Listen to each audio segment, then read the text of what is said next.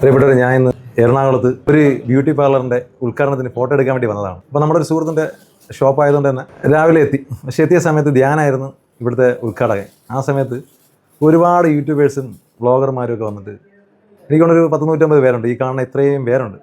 അപ്പോൾ ഇതിനിടയിൽ ശരിക്കും പൈസ വാങ്ങിച്ചിട്ട് വർക്ക് ചെയ്യണം നമുക്ക് ഒന്നും ചെയ്യാനോ അല്ലെങ്കിൽ അവർക്ക് ആവശ്യമുള്ള നല്ല 2 പടം എടുത്ത് കൊടുക്കാനോ പറ്റില്ല. പല ഫോട്ടോഗ്രാഫർമാരും പറയാൻ ആഗ്രഹിച്ച കാര്യമാണ് ഞാൻ ഇപ്പോൾ ഈ പറയണത്. കാരണം വേറെ ഒന്നുമല്ല, ഈ യൂട്യൂബേഴ്സ് അല്ലെങ്കിൽ വ്ളോഗർമാർ ശ്രദ്ധിക്കേണ്ട ഒരു കാര്യം എന്ന് വെച്ചാൽ, പ്രത്യേകിച്ച് DC സ്റ്റുഡിയോ അവർ എത്രയോ വർഷങ്ങൾ കൊണ്ട് ആഗ്രഹിച്ച് അത്രയും നല്ലൊരു പരിപാടിയായിട്ട് ചെയ്യാൻ വേണ്ടി നിന്ന സമയത്ത് ശരിക്കും പറഞ്ഞാൽ ഇവർക്ക് നമുക്ക് കൊടുക്കാൻ വേണ്ടിയിട്ട് നല്ലൊരു 5 പടം കൊടുക്കാൻ ചോദിച്ചു കഴിഞ്ഞാൽ ഇല്ല.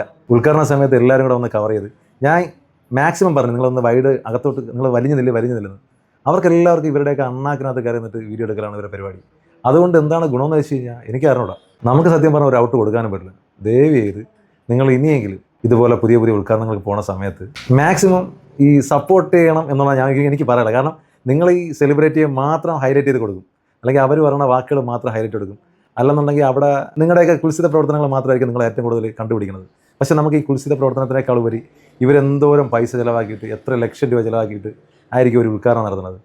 അവിടെ വന്നിട്ട് ശരിക്കും പറഞ്ഞാൽ ആ സ്ഥാപനത്തിനെ പ്രൊമോട്ട് ചെയ്യുകയോ അല്ലെങ്കിൽ ആ സ്ഥാപനത്തിന് ഭാവിയിൽ ഉപയോഗത്തക്ക രീതിയിലുള്ള വീഡിയോ എടുക്കുന്നതിന് പകരം അതിനെ മാക്സിമം നെഗറ്റീവ് അടിച്ചൊക്കെ ചെയ്യുന്ന ഒരുപാട് പേരുണ്ട്. ദയവ് ചെയ്ത് അങ്ങനെ കണ്ടന്റ് മാത്രം ആക്കാൻ നിൽക്കാതെ ഇവരെയും കൂടെയൊക്കെ സപ്പോർട്ട് ചെയ്യാനുള്ളൊരു ഒരു മനസ്സാക്ഷി കാണിക്കണം. കാരണം ഒരു നേരമാണെങ്കിലും അവർ തരുന്ന ഒരു ചായ നിങ്ങൾ കുടിക്കുന്നുണ്ട്. അപ്പോൾ അതിനുള്ളൊരു സ്നേഹം നിങ്ങൾ കാണിക്കണം. ഇന്ന് നോക്കിയാൽ മതി, ഇന്ന് മിക്കവാറും സോഷ്യൽ മീഡിയയിൽ കാണുന്നത് എല്ലാം ഈ പറഞ്ഞാൽ എന്തെങ്കിലും കുളിച്ചായിരിക്കുക. ആ നടിയുടെ അത് കണ്ടോ, ഈ നടിയുടെ അത് കണ്ടോ, ഇങ്ങനെയൊക്കെ ആയിരിക്കും നിങ്ങൾ ക്യാപ്ഷൻ വരെ കൊടുക്കുന്നത്.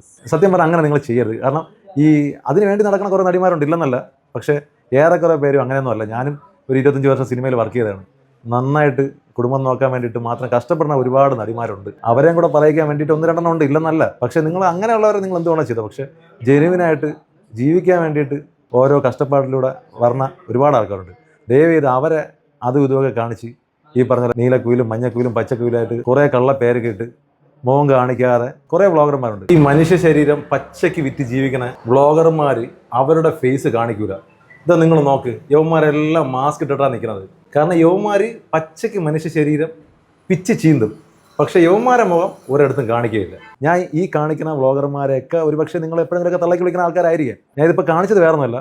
ദയവ് ചെയ്ത് ഈ വീഡിയോ കാണുന്ന വ്ളോഗർമാരുടെ ശ്രദ്ധയ്ക്ക് ഇനിയെങ്കിലും എവിടെയെങ്കിലും പരിപാടിക്ക് നിങ്ങൾ പോകുമ്പോൾ ഇച്ചിരി ഒരു വൈഡ് നിന്നിട്ട് ഈ നിങ്ങൾക്ക് ആവശ്യമുള്ള കണ്ടന്റ് നിങ്ങൾ ഒപ്പിയെടുത്താൽ, അതുകൊണ്ട് ഈ ഞങ്ങളൊക്കെ പോലെ ഈ പ്രൊഫഷണലായിട്ട് പൈസ വാങ്ങി ജോലി ചെയ്യുന്ന ആൾക്കാരുണ്ട്. അപ്പോൾ അവർക്കതൊരു ഉപകാരമായിരിക്കും. എന്തായാലും മാർച്ച് 8 ലോക വനിതാ ദിനത്തിന് എനിക്ക് ഈ വ്ളോഗർമാരുടെ അടുത്ത് പറയാനുള്ള ഒരൊറ്റ കാര്യം, ദയവ് ചെയ്ത് നമ്മളെ അമ്മ പെങ്ങന്മാരെ പോലെ മറ്റുള്ള സ്ത്രീകളെ കാണാൻ ശ്രമിക്കണം. എല്ലാവരും കാണാൻ ഞാൻ പറയില്ല, നമ്മളാരും പെർഫെക്റ്റ് ഒന്നുമില്ല. പക്ഷേ എന്നാലും പബ്ലിക്കായിട്ടൊക്കെ നടക്കുന്ന ആൾക്കാർ ചിലപ്പം സാരി അങ്ങോട്ടും ഇങ്ങോട്ടൊക്കെ മാറി കിടക്കും. അപ്പോൾ വിളിച്ച് പറയണം, സഹോദരി സാരി ഒരൽപ്പം മാറി കിടക്കണം, അതൊന്ന് അഡ്ജസ്റ്റ് ചെയ്തിടാൻ പറയണം. എന്നിട്ട് വീഡിയോ എടുക്കണം. അല്ലാതെ ടോപ്പ് ആംഗിളിലും ലോ ആംഗിളിലും എടുത്തിട്ട് അടിമുടി നാട്ടുകാരെ കാണിക്കാൻ വേണ്ടിയിട്ട് നിൽക്കരുത്.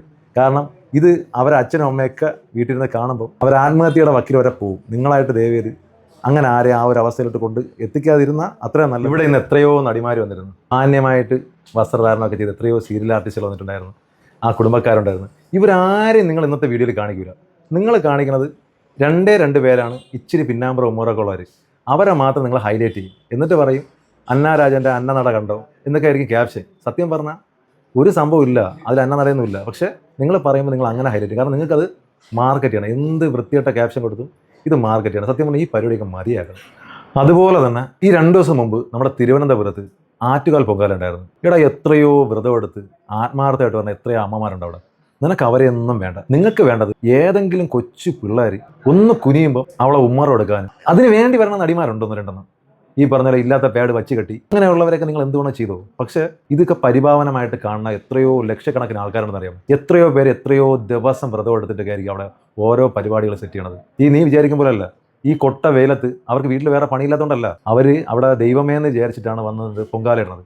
ആ സമയത്ത് മനസമാധാനമായിട്ട് അവരെ ഒന്ന് പൊങ്കാല ഇടാൻ പോലും സമ്മതിക്കാതെ അവർക്കൊന്ന് കുനിഞ്ഞ് ആ പായസം ഇളക്കാനോ അല്ലെന്നുണ്ടെങ്കിൽ അവർക്കൊന്ന് അങ്ങോട്ടോ ഇങ്ങോട്ടോ ചരിഞ്ഞ് കഴിഞ്ഞാൽ നിന്നെയൊക്കെ പേടിച്ചാണ് അവർ ഇപ്പോൾ സത്യം പറഞ്ഞാൽ പൊങ്കാലിടാൻ. നിങ്ങളെ പേടിച്ച് വേണം അവരിടാൻ. ആ ഒരു അവസ്ഥയിലാണ്.